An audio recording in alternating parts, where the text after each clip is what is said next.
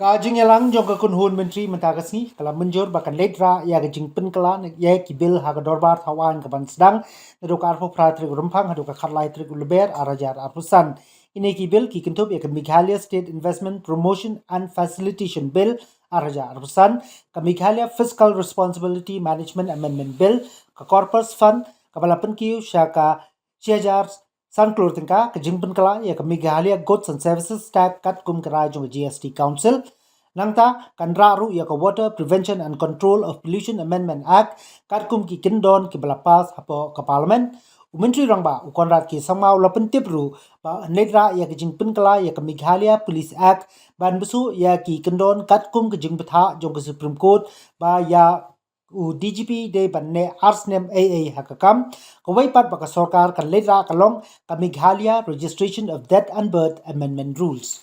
If you remember, we had amended the Meghalaya State Investment Promotion and Facilitation Act, Facilitation Bill 2025. Those changes were made earlier. If you remember, I had already briefed you on that, and that was the ordinance that was passed, and now that ordinance is being brought as a bill.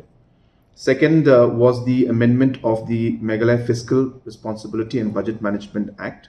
Again, this was brought up earlier, where the during the period of the 15th Finance Commission, the deficit was allowed to be brought up to 3.5%. This is throughout the country, as per the Government of India and Reserve Bank norms. And that amendment was, again, as I said, made in the form of an ordinance, and now we have to bring it to the House as a bill, as amendment bill. The third was the augmentation of the Corpus Fund. If you remember, we had increased the Corpus Fund, which was at 500 crores. We had increased the fund to 1,005 crores, and this is simply because the fact that the budget provisions which were there in this Corpus Fund was limited. So the provisions had to be increased. The cash is available with us, but in order for us to spend the cash, we need the provision in the budget.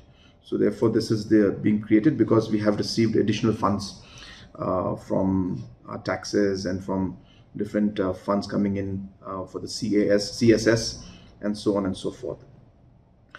Fourth was the amendment to the Meghalaya Goods and Service Tax Amendment Bill 2025. Again, this is the same procedure where we actually work towards, we work in line with the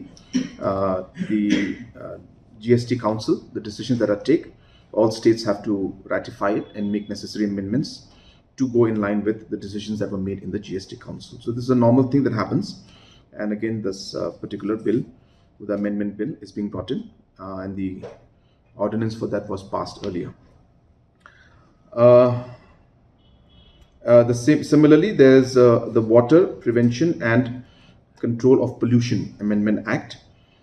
This is, of course, being done in line with the Central Act.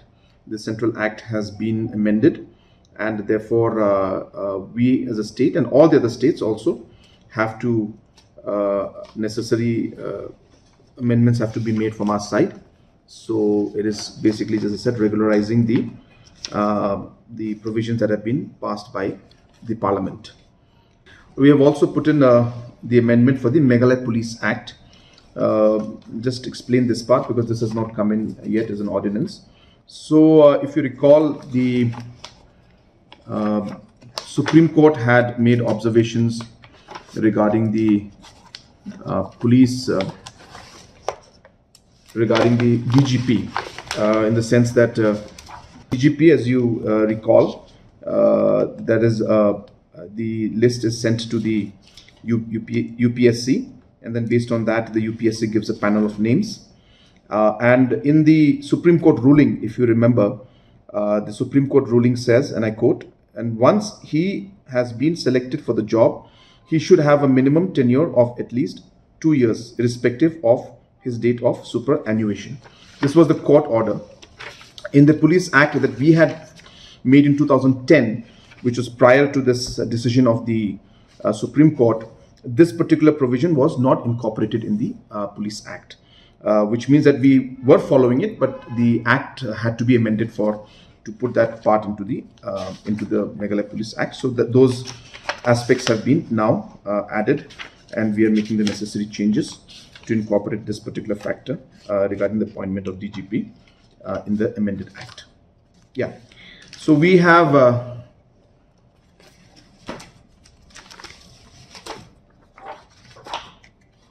rule that we have made certain amendments to. These are basically the Meghalaya registration of birth and death amendment rules. So this basically is being done in line with the provisions from the central government also, and it's very simple. The rationale is actually the amendments are being done to eliminate inconsistencies in name, dates and addresses. So therefore, now that everything is becoming digital, so the formats also, as far as possible, Government of India is trying to have the same format in all the locations.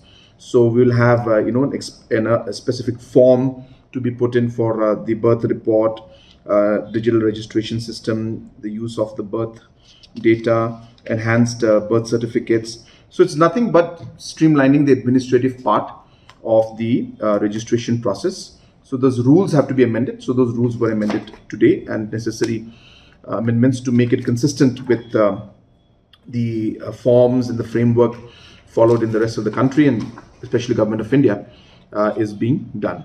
So it's nothing, it's just administrative reform where we're just streamlining the entire procedure of registration.